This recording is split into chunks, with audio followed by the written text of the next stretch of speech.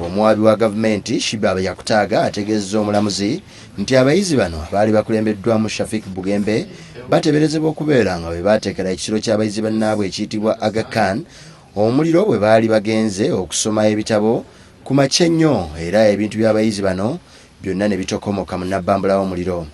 Kigambibwa nti abayizi bano 10 baalina ekigendererwa ekyokulumya abakulira essomero lino kubanga baabalinako okwemulugunya kungi ddala kyebava basalawo okubabonereza n'okwokya ekisulo.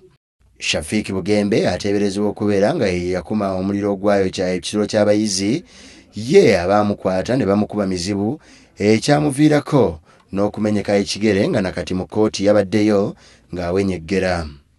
Okusinziira ku luuyi oluwaabi abayizi bano baali bamaze akabanga akawererako ddala nga baluka olukwe lw'okwokya ekisiro ky'abayizi era nti baali bakomyewo n'omulundi ogwokubiri okwokya ekisiro ky'abayizi abawala ekiyitibwa Uganda bwe baali beebase nga banaatera okuwummula ssabbiiti ewedde. Munnamateeka w'abayizi bano ategeezza omulamuzi Samuel Munobe ng'abasinga obungi ku bo bwe baali mu kibiina eky'omukaaga nga bateekeddwa okuyimbulwa bagende beewandiise basobole okutuula ebigezo by'akamalirizo kubanga essomero lya Masaka School gye babadde basomera lyabanaabidde mu maaso ne libasibirako emigugu gyabwe.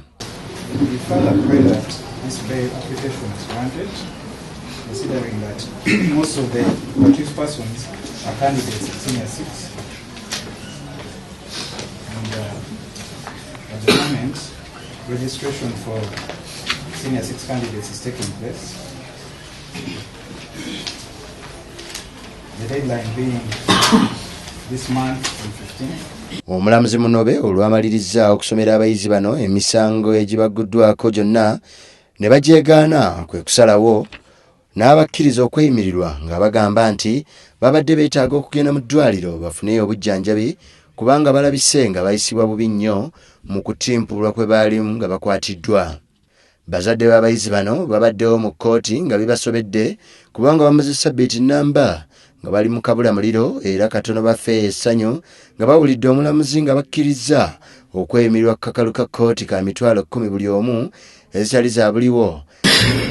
Incarcerating such seemingly innocent citizens would cast a degree of insensitivity on their innocence. The sureties are their parents. I hold them to be substantial for the purpose. I consider the submissions on record for the application.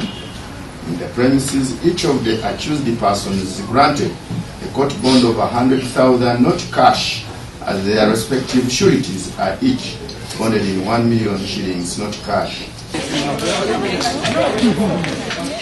Alipoota eno ekoleddwako Ali Mambule okuva e Masaka.